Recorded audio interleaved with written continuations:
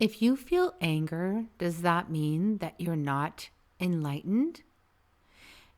If you've reached a state of enlightenment, does that mean you'll never feel anger again?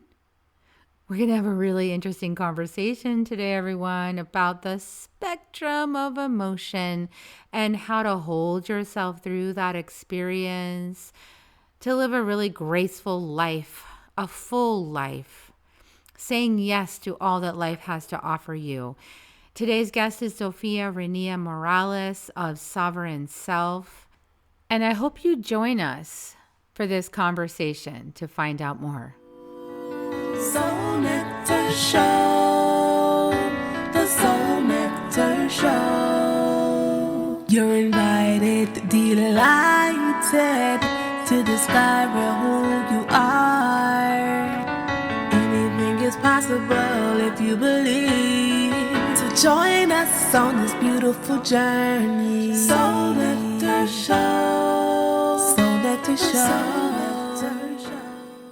Well, hello and welcome to another episode of Soul Nectar Show, that show where we talk about all things essence, where we come into sacred space together and we open up to hear another story, another perspective, another reflection on the human experience. I'm your host, Carrie Hummingbird, and I love to have these conversations week after week because they really open me up to my own self-inquiry, my own self-awareness, my own journey through life, and to hear things from different perspectives about the experience that we're all collectively having. And as we talked about last week on the show, we talked about really honoring the experience, including the experience of anger, which has really gotten a bad rap. And it's been, really suppressed and kind of shoved out of the temple. Like, we don't do that. And we're supposed to only be happy, and we're supposed to only be joyful, and we're supposed to only dwell in the higher vibrations. And when we're doing life right, that's where we're at all the time. And I love all the shoulds and supposed tos in those statements. Right? And then that's what happens. That's why then we have these outbursts and we have these periods of time where the universe just kind of conspires that everybody is gonna be in what I'm calling the after party. So there's this hangover happening. Well, it's kind of after the after party in a lot of ways. It's the after party of the after party. It's the hangover party. And it's like that space where we feel like, oh, I shouldn't have said that. I should have said this. I wish I hadn't done this. I wish I had done that. And yeah, that didn't play out at all the way I imagined it might have. all the self-judgment, right? And so, so we're in that hangover, everybody, and it's okay. And we're going to have a really wonderful conversation about how do you support yourself through the hangover? How do you support yourself when collectively we're purging arguably centuries of anger that was repressed and not allowed to be expressed in the collective, and we're processing that, and we're really coming into harmony with ourselves in a much more honest way. And one of the card pulls that I had the other day was the wailing tree, and it really feels like that's what's collectively happening right now, is the wailing tree. And we really want to honor that experience. So like we did last week, we had a conversation about it. We're going to have another conversation about it this week with our guest, Zofiarennea Morales. Welcome. Hi, I'm so happy to be here with you and having this conversation. I'm glad you're here. Yeah, because we're humans. We came here to have the full range of emotions, regardless of what you might have been told growing up. And especially as women, we get told that anger is not an emotion we're allowed to have. Exactly. And I think, if you look at the patriarchy and all the things, it would be very dangerous for women to have anger, which is why this message has been out there and out there and out there. But when you come back to where souls having this human experience, and we have all the feels, despite what we've been told, and some of us perhaps have gotten really good at pushing it down. Oh, I'm never angry. I'm never angry. I got news for you, sweetheart. There is a well of anger down there that you just haven't tapped into yet. Or if you've recently tapped into yours and you're wondering, what the heck? It's okay. That's normal, because we're here to have the full range of experience, and we can save that experience for ourselves to a point in our lives where it's safer and more appropriate for us to have that emotion. And so if you're in this moment of your anger has burst out and you're wondering what's wrong with you, the answer is nothing. And I would invite you to step into an understanding of emotions as the things that move us through life, that move us into action, emotion, and to recognize that this is simply a messenger. It's simply to tell you that your boundaries have been violated. It's part of knowing where your edges are. And as women, a lot of times we're trained into not having enough edges and enough boundaries. So the fact that you've run into this well of anger is not surprising. It just shows that you're a perfectly normal human being having a normal human reaction to your boundaries being violated. So then the question becomes, now what? Now what? And that's what we're going to explore today. And so thank you, Zofia. You know, for those of you who are not familiar with her, and she was on the show before, so some of you might remember that other episode. I'm going to put the link in the show notes below. But she is actually a certified hypnotist, and she's the host of the Sovereign Self show. And I've been on that show talking about inner medicine, and many other times we've done collaborations back and forth. And, you know, so, and for those of you who don't know and haven't heard her story, let's just say biophysicist, corporate exec, investor, healer, hypnotist. She's had the scenic route through life. And because I've done all the extremes. Yeah, she knows all the things. So she's actually overcome a lot of challenges, abuse and relationship, chronic pain, infertility, Lyme, just to name a few things. So Zofia's coming at this with lots of joy and passion in her heart and lots of warmth. And so that's her background. She's working with clients all the time. So yeah, Zofia, it's like, it's really interesting, isn't it? Because there's a lot of things in the collective that have been coming up, and definitely in my zone of like paying attention. So I have a lot of people in my zone of paying attention that are looking at the sister wound, a lot of people that are looking at the mother wound. You know, I wrote the book, The Mother Healing the Mother, Beloved Spirits Healing the Mother Wound. So like this is in my area of inquiry and like looking at. And so, and I love that you brought up the sister wound. Yeah, because it's a big deal. It is a huge deal. And I was, in fact, having this conversation with a male colleague of mine who's helping me rethink, you know, what I'm putting out into the world, who I'm serving, where I'm going. And I mentioned that women are raised to see each other as competitors. We're not raised to be part of a team and to see our sisters as resources and helping hands and people we can link arms with. And that's hugely wounding to it is, and it's the ability opposite. to learn and move forward. Exactly. And it can be totally the opposite.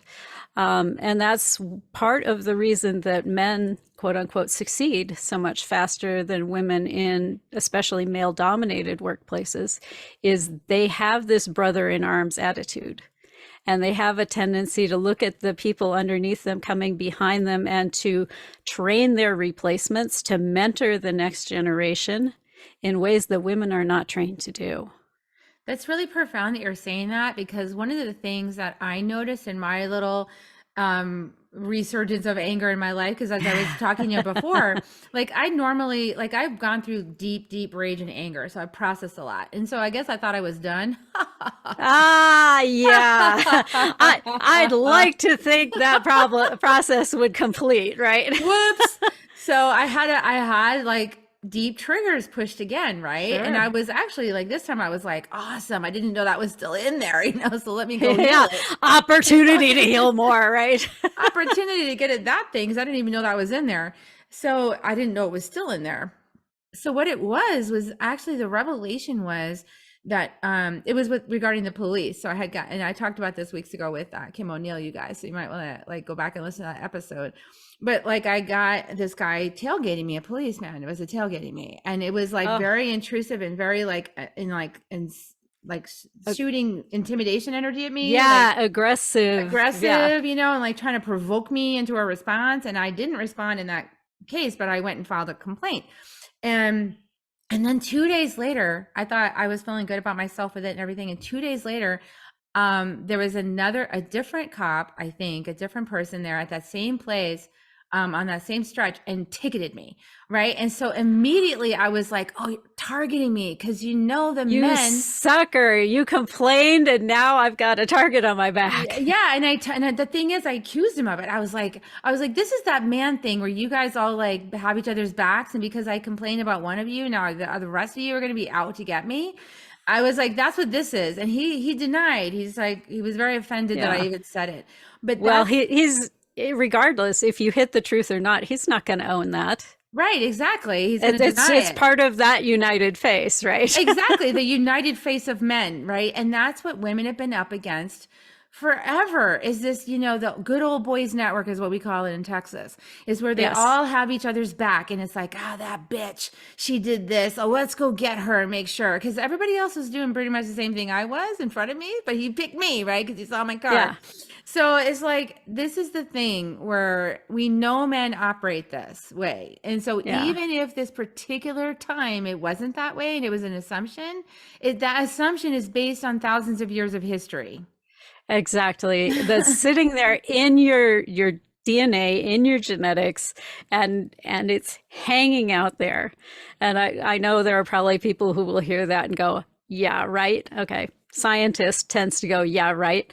But they've proven that your experience, your environment makes an impression on your DNA that you can pass on to your kids. And their DNA will already have that in there. So a lot of the hereditary stuff is literally hereditary. It's not just this analogy that we're using that, oh, well, it's all the ancestral stuff coming down to be healed for us now. It's literally there in your DNA. And they track that the DNA changes, actually, like even for disease. Sometimes the marker turns on and sometimes it turns off. And sometimes if it's turned on, you can do some epigenetics healing and it turns off. So, we know that this is actually happening. And I believe that this, like, I fully know that the mystery, as I like to call it, is sent me that experience so that I would locate this deep wound, so that I would look at it, explore it, feel it, so that I would release the energy for all of my ancestral women, right? Release that hostility and heal that centuries of crap, and then see the pattern and then have this conversation. And expose it for everybody else, Well, and here's the thing. A lot of people will, what do I want to say? They will hover over and protect their wounded places as opposed to healing it. They will build a barrier around it and go, well, I have a trigger here, so you better not come near that trigger. And while that on its face seems like perhaps a reasonable solution in that instance, when you don't go down and heal what's in that trigger, you keep having to build bigger, more elaborate protections around this triggered spot. And that affects your ability to be in intimacy with other people, to be relaxed with other people, to be calm with other people, in places where being that way would promote the outcome that you want. And I see that a lot in women, in minority groups, in alternate lifestyle people. It's like, I have this trigger. I can't believe you didn't call me they when I told you my pronouns were they. It takes retraining. And the person who did that is in the process of learning. They're going to make mistakes. But that doesn't mean that they don't respect your choice of pronouns. It means they're working to retrain themselves. And when you don't heal your triggers around it, you have a tendency to see villains where there are not villains. They're just people who are trying to do something new and are having challenges with it. Does that make sense? Yeah, I love that. It goes along with don't take anything personally, which is a Toltec agreement, and that I've Yeah, been and easier said than done, but immersed yeah. in. I mean, I wish they'd have given me that book in third grade because I think I would have avoided Yes. a whole lot of mess of drama in my life if I'd have just known not to take it personally and why. And for those of you who are like, well, how don't you take that personally?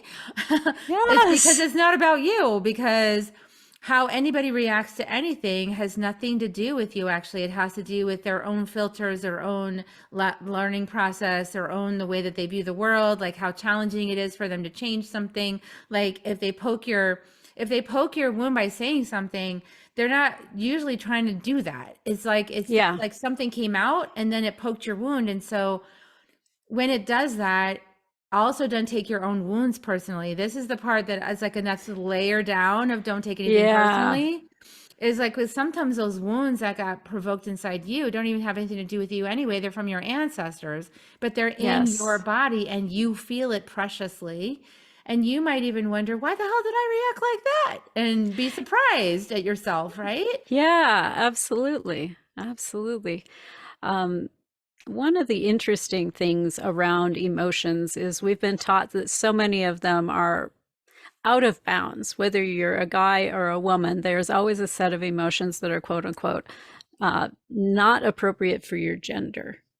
And this is a cultural construct, I think, that it's important for us to look at and start to take apart. Guys, for example, are forbidden from crying. This is the classic one. But more often than not, they're also forbidden from really feeling.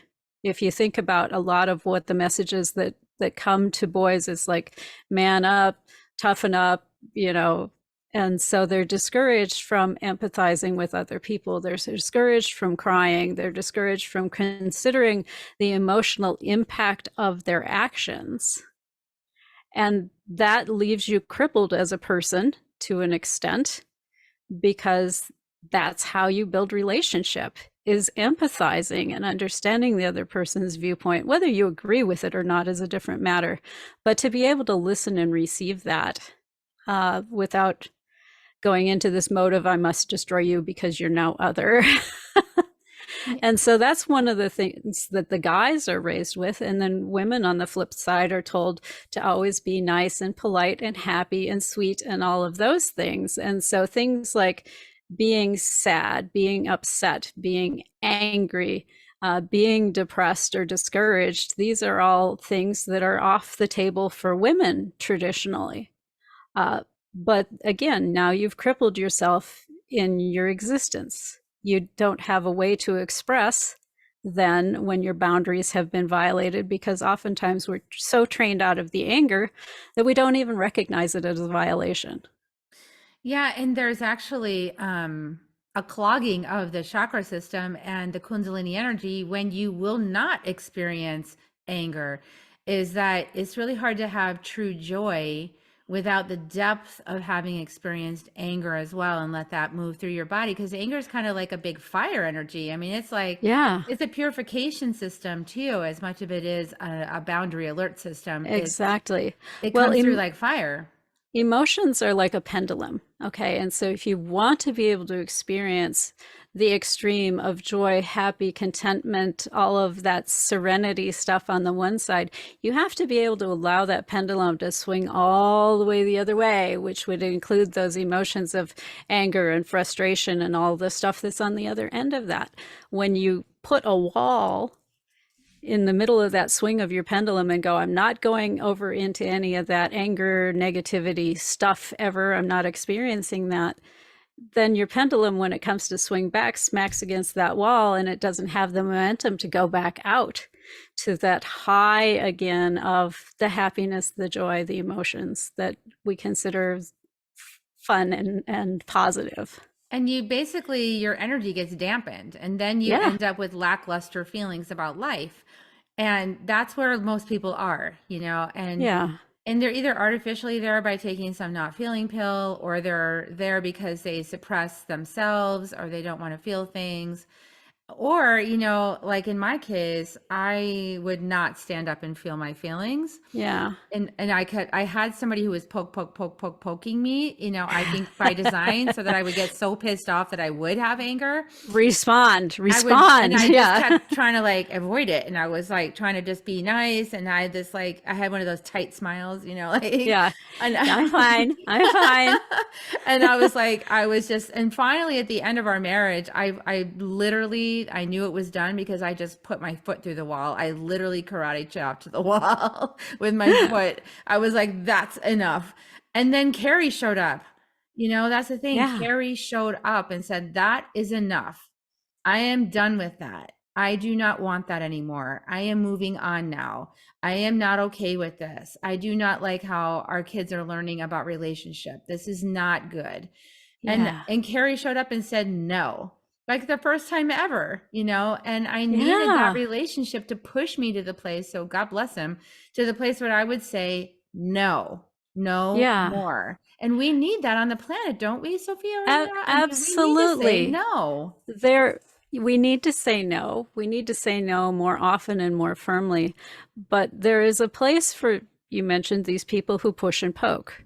And there's a reason that we designed them into our lives as part of our life experience. They are also angels, believe it or not. They are also angels. They are also part of your soul family, which is part of the reason you were attracted to them to start with. There was something about them that it's like, yes, I must be involved in this person. And that's usually a soul level urge because there's something to be learned. My first marriage was that way. And the thing I was there to learn was how to love myself and how to set boundaries and how to say no and how to value myself. And that all sounds wonderful on its face. The experience of learning that, though, is really difficult. Okay. And when I say things like, well, you chose this, it's not the personality that chose this. It's the soul aspect, the higher self, the part that goes, oh, this will be a snap. Yeah, until you experience it. And then the personality comes in and it's like, this is not easy stuff here. It's hard. It's very hard stuff. The most ground for change in that. And there's so many gifts that you can pull out of that. And in fact, that first marriage was where I was first able to access my anger. And boy, when it started coming out, I thought it was a bottomless pit. I was in counseling and I had a counselor ask me to read this book. I think the author was Melanie Beattie. It's called The Dance of Anger. And the farther I got into that book, the more angry I was, and the more angry I was, and the more angry I was. But it had to come out. Well, it wasn't like it's not like I was being angry just to be angry. It's like, oh my God, that was a boundary violation. And that's also a boundary violation. And that's also, my entire life is full of these boundary violations. And that's waking up. That's, as a female, that is waking up. And I've talked about this in another episode someplace. I can't remember where I was, but I started reading the book Pussy, by Mama Gina. And I'm reading this book and I'm like, I've been through so much of this already. I just didn't know that was the journey I was on. Like the things that she's saying and the things I'm seeing in the book, I'm like, I've been through this. I realize this. And it's putting things into context for me that I had some self-judgment about, like my sexual revolution at the end of my marriage that destroyed my marriage. Like I had a little bit of judgment about like that. Oh, I guess I kind of like really trashed him and drug him through the mud, like I really did. I had like, I had the horses and I had him tied up, like going through town, like. Well, and it's important to recognize, right, where you have done wrong. To another person. Like, ho'oponopono. Yeah, I'm so sorry. And yes, exactly. And I went through my I hate men phase and I treated a bunch of men pretty shitty when I was in that phase. It was something I needed to work through. And it was something that I went back and apologized to a bunch of people for later. But it's part of the human experience. It's part of the learning experience. And again, going back to that pendulum analogy, right? When you've been pulled so far into the suppression of emotions and the suppression of your own sense of boundaries and personhood, you have to kind of swing back way past the center when you go to reclaim it. Yeah, And so, exactly. And not judge yourself along the process. exactly, love yourself. Know that it's a process you're going through. Know that it's okay and it's normal for you to be going through this. And it's also okay to apologize to people Yeah, when and you've done sometimes the wrong thing. apologies will be received and sometimes not. Well, and And, you you have to know, release that. You yeah, have to release exactly. that, right? All you can do is offer a sincere apology. They can choose whether to accept it or not in that moment, to decide whether they think it's sincere or not in that moment. That's all on them. But your part of it is to say, look, I recognize that I behaved badly towards you, and I'm sorry for that. And so, what I say to people with anger is that to do the best you can, because women are taught also another thing, which is very challenging, which Yeah. is to use our power of story to tell stories with the emotion. And so Yes. that creates more of the thing you say you don't want, right? When we keep putting a story to it. So there's Yeah. a magical art of story so that it doesn't create gossip and it doesn't create drama, but it gives you the opportunity to access how you're feeling, right? So Exactly. it's a tricky little skill to learn.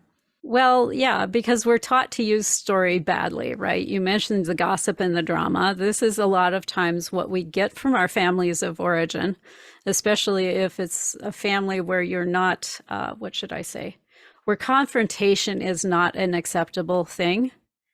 I was raised by a German and a Norwegian, and Norwegians particularly are this way. When I studied in Norway, in fact, I had initially 3 roommates. There were 4 of us in the room. And I was doing something that one of them did not like, but she wasn't willing to talk to me about it. And so she would send the other 2 to mention that maybe I ought not to be doing that thing. And I'm like, well, if it really bothers her, she should talk to me herself. And that wasn't going to happen. So what they did instead was figured out how to get me a room of my own, which was perfectly happy. I was perfectly happy to have that. But that gossiping thing and that ganging up and that behind the Yeah. back and that passive aggressiveness, that's women do that behavior when they are powerless Yes. inside. When they don't feel powerful, that's why they do that behavior. Well, And and that's so, what we're trained to do as right. women, right? We're trained that it's unladylike for a woman to stand up and say what she means and to set a boundary. It's bossy, it's bitchy, it's all the nasty words that they like to apply to women. Um, but it's not. You don't have to do it that way. You We can can be simply say, kind. yeah, you can simply say, this is unacceptable. I don't want to be treated this way. This is how I prefer to be treated. Thank you. And Okay. setting a boundary is necessary everywhere. It's kind of like, Absolutely. this is one thing that as soon as I started reading that book and all the dots started connecting of the work that I've been doing, right? It's like I'm in my power more and like things like went to the next level. It's like whoosh, like power came Yeah. in.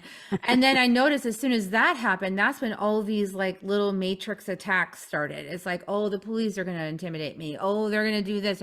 It's like, and then, oh, this person over here is going to make some nasty comment. I don't have nasty comments Yeah. on my feed ever. I had like a rash of nasty comments. I was like, whoa, okay. It's like Yeah. get back in your place, woman. Get back in your spot. And it's Well, like, and it's no, part I'm of not life going to. showing you how far you have come on healing the issue.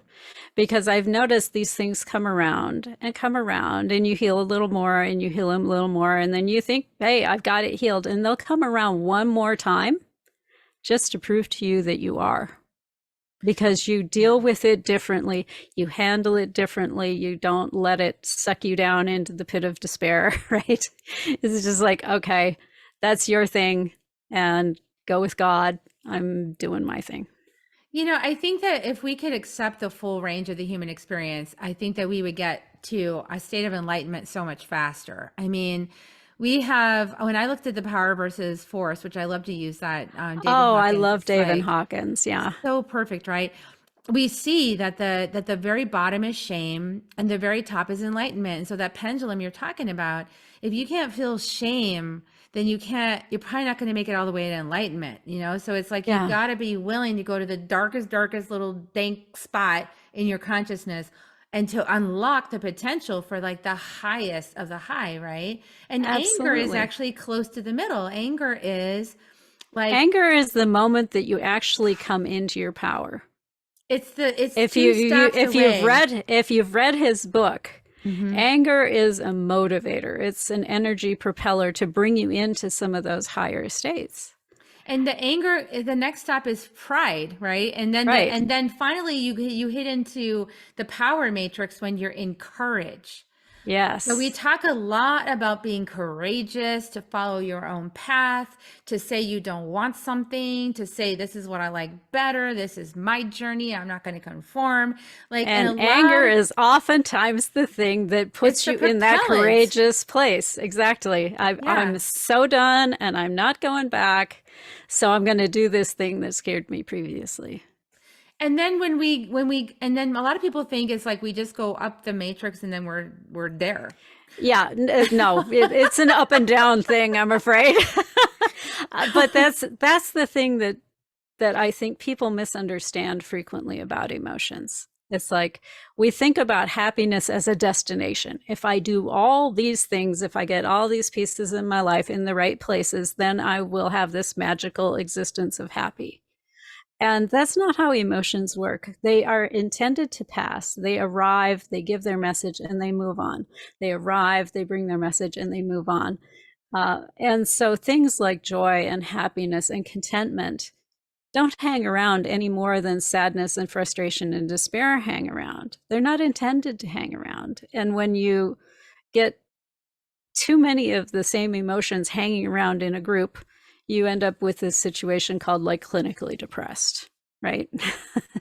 And so it's important to take the messages and act on those messages. Don't hoard the emotions around, whether they're good ones or bad ones. Just accept the message and go, "Oh, happiness, I'm so glad you're here," and pointing out to me what a lovely day it is, what a wonderful time I'm having with my kids or my friends or whatever it is. Thank you for that, and just allow it to pass. Yeah, and I think that a lot of us are averse though to those heavier, denser emotions, or the ones that have been so judged, like Yeah. shame, judgment, and all these things. We judge judgment, we judge shame, we judge all these things, and we don't want to feel those things. And then so we create these systems to like assess, like, are you on track? Are you operating with the law of attraction? Are you doing it right? If you are, you'll Oh be my happy all the time. God. And Yeah, and and if all you're of the not stuff happy will all the time, manifest all for you right now, all the time, exactly then what you're looking because for. you're Yeah. not doing it right. That's why you're so That's angry. You're in the wrong place. You're not yeah, aligned correctly. And that's it's like, not how life really works, what if we right? just like took all that and said, thank you, mind, for trying to protect Yeah. me from feeling difficult things. And what if we reframed it as to, I am available for life. Yeah. I'm available for life to be here with whatever glory life wants to deliver.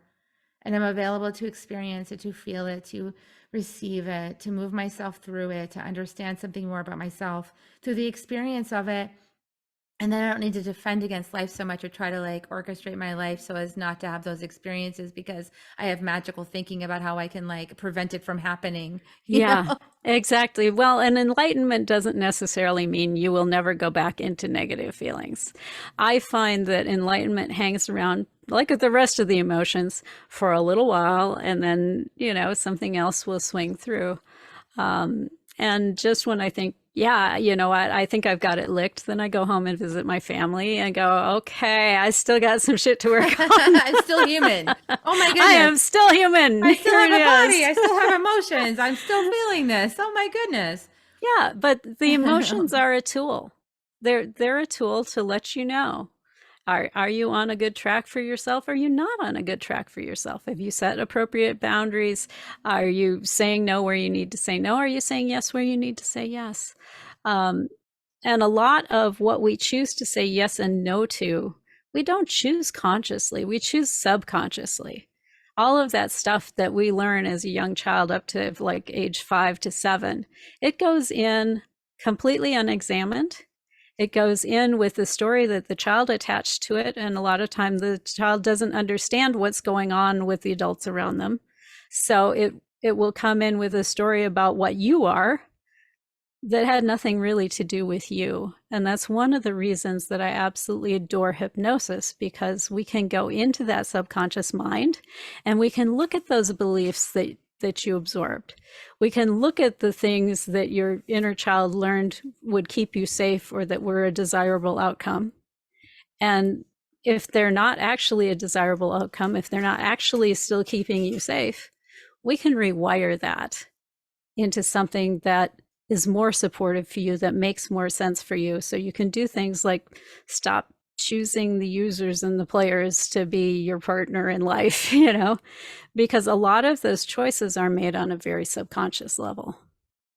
Yeah, and so yes, we can prevent some pain in our lives by going into the subconscious and noticing it, having awareness, bringing in tools like hypnosis or healings or things like that. Even just feeling our feelings is tremendously useful and transformative. Absolutely. Because especially if you're a guy, you're taught not to feel your feelings at all.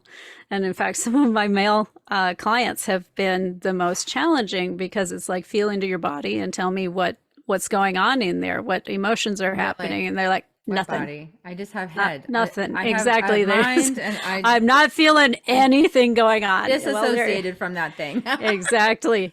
And I see that a lot with trauma victims as well. It's not safe to be in the body. I'm not going down in there. And that's something that can be shifted. It's something that can be changed. So you can tune into that because it served its purpose in the moment, right? Because when you're going, encapsulation of the trauma. Exactly. It was too much to deal with in that moment, and to keep yourself safe, your mind put it all into a little ball, into a little package for you to deal with later in smaller bits, which is why it kind of leaks out in dribs and drabs. A lot of people are like, "Oh, I want to just heal it all now." No, it would be too much anyway. Yeah, you don't really want to pierce that veil like all at once, some of that stuff. Yeah, you want to let it out little by little. I had a client where I actually went in there and put a bubble around it, a protective bubble around the traumatic spaces, just so that it would stay kind of in a healing energy, but like not be opened all at once, right? So she could reconnect with her body. And that part is just encapsulated. So that's also possible, like especially for people of traumas, like especially if it's relatively fresh, it can be so overwhelming you can't function. And so there is an importance to having that insulation around it, but not so thick an insulation that some of it can't come out and be healed little by little. It's like the difference between having a little tap in the dam where you can open up and you can get as much water as you need, and then you can close it again, and just ripping the dam open, which like floods and wipes out everything downstream, right? But when it's like that, when it's like in those moments where it just seems overwhelming and it's just saturated, it's like to encapsulate that gives a person the ability to at least be in their body, because the only place it's going to heal is when you're in your body. It's the only place. Exactly. And you don't want to be in there because it hurts. I understand, but this is one technique you might ask for support with to kind of like, to give yourself so you can get in your some vessel. Breathing room. Exactly. Because we want something between, the gushing floodwaters and no water whatsoever. It is, healing is tricky like that, right? Like as a healer, it's like every circumstance is unique. Every situation is unique. There's always some lesson inside each one. And then, but we try to have all these rules. Like I find myself like even now, like, well, if you do this, then that helps with that. And then if you do this, then that helps with this. And then if this, but honestly, it's in the moment. I mean, whatever is called for it's what spirit guides to in the moment. Right. I find a lot of times I'll get a new client come and they've filled out their profile and I've looked at all their stuff and I see all these patterns and it's like, okay, I think I know what we're doing. And then I'll get into session and spirit's like, toss all that out. Here's where we're starting. I'm like, this doesn't seem to have anything to do with anything, but it's always the right place to start. And it's always the way that unravels it with the most ease and grace. Exactly. That's the hollow bone is the place to be. And then you find out so much more. And then we get to learn. And then we go, oh, I'm going to apply that next time. Ha ha ha. Yeah. Except the next time is completely different. Exactly. So crazy. It's a fun adventure, you guys. I mean, so how, just take a moment, everybody. Speaking of bodies, how is yours? Everybody take a moment and just check in. We talked about so many things. And Zofiarennea, do you want to lead us in some kind of little body connection so people can get in touch with themselves with all Yeah, the things we just talked about? we'll do a little bit of that, and we're going to do a little mind stuff because we just had a conversation that probably pushed a bunch of buttons for people. And what I'd like to invite you to do before we go into the body thing, take your pen, take your piece of paper, go find one really quick, and I want you to write down the places where your buttons were pushed, because this is important information for you. Because that reaction, although your mind is trained to go, well, it's those women over there. When your buttons are pushed, that's information about you and places where you need to take a closer look. So take note of some of those. And then let's take a nice deep letting go breath.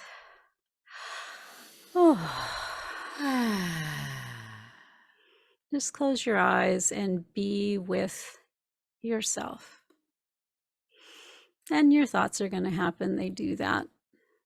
Thank you, thoughts. And just let those fly on off. They'll come back around if they're really important. Take another nice deep letting go breath. And feel some of the stress just go with each of those breaths. We're going to do another one. And this one, I want you to breathe all the way down to your toes. And let it all go.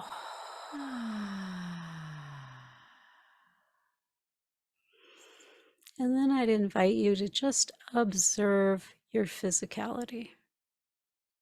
Some of you will find this very easy to do. You'll notice, oh, well, there's this tightness between my shoulder blades or an ache in my lower back or my knee or something. Just observe whatever that is. For others, it might not be so much your body as you notice an emotion or a vibration that's happening in your physicality. Just observe whatever it is. Don't try to make it go away or anything. Just observe it. And get a little curious about it. What are you here to tell me? What are you here to tell me? And just receive whatever comes back in whatever way it comes back. Some people will hear or feel something or know something in response to that question. However it arrives for you is fine. It's perfect. It's your best channel of communication with your body. Just notice what that message is. And give it space. Let it have all the space in the world that it wants. It may want to take over your entire body. Let it. It may grow up to fill the room or the house or the city. It may want to take over the whole universe. Give it as much space as it wants. And just watch it as it continues to expand. Sometimes it'll show you patterns or give you additional messages. And just receive what comes.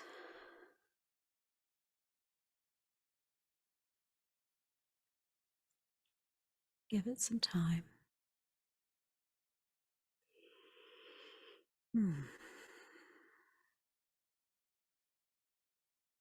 And observe it until it feels complete. Completeness can show up in a number of ways. Sometimes it dissipates. Sometimes it transmutes into something else. Sometimes it just becomes quieter. Whatever it does is perfect.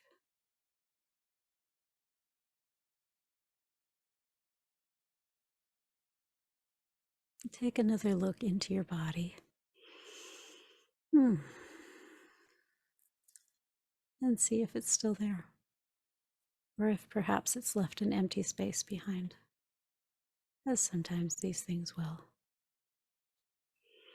If you do notice that whatever it is has gone, I would invite you to focus in on your heart center.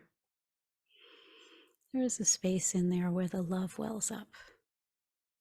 Sometimes it can be challenging to find it initially, but the surest way to turn it on is to bring to mind the person or animal that you love most simply in this life.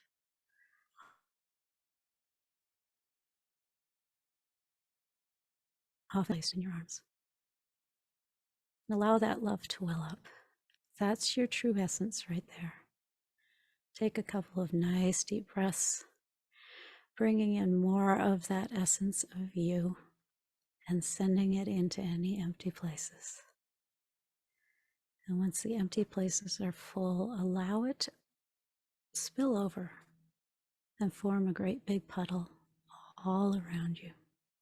So you're floating in this beautiful water drop of love.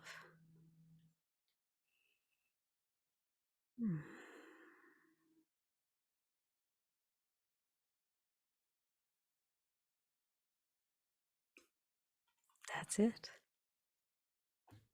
That's beautiful. Thank you for sharing your gift with us, Zofiarennea. We appreciate that. You're welcome. It I was hope- my joy. I'm sure everyone feels relaxed now and about to go take a nap.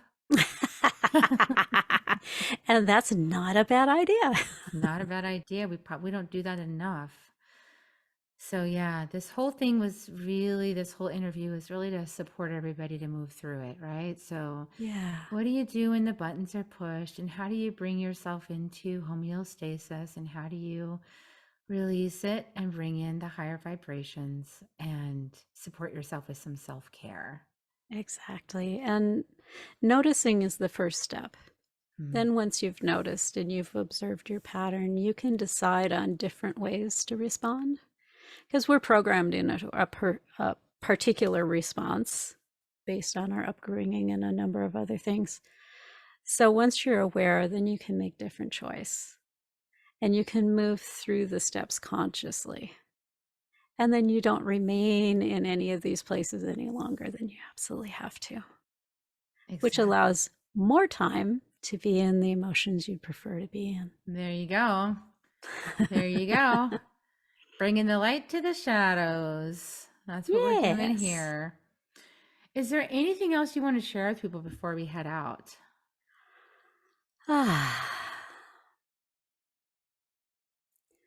Really appreciate yourself for what you've done up to this point, what you've lived through, what you've survived up to this point. A lot of us don't give ourselves near enough credit for how strong and resilient we've been. And I know sometimes it feels like I'm not the least bit of strong. I'm just like hanging on here by my fingertips. That's okay. You're hanging on.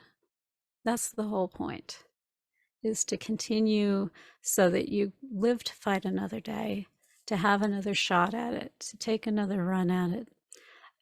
And I would just like to acknowledge that you've done an amazing job, and whatever you're going through right now, be it good, bad, or indifferent, you've got this. That's beautiful. Beautiful encouragement. I love that. Thank you for your gift. I really enjoyed being in your healing art, because we've had lots of conversations and lively dialogues, but not necessarily experienced that side of you. And that was really beautiful to experience. So I was deep bow to your sacred gift. Thank you. And yes, absolutely. Thanks for sharing it here. And, everyone, just consider, what do you need? What do you really need to get through this time? What would support you? What would help you to move through things with more grace and ease? What would help you to feel better in your life? And can you give yourself those moments? Can you give yourself that care? Could you give yourself a healing session? Could you give yourself a hypnosis? Could you give yourself some nice float spa, massage? I don't know. Can you give Some yourself roses. 30 minutes of peace and quiet to just sit and breathe?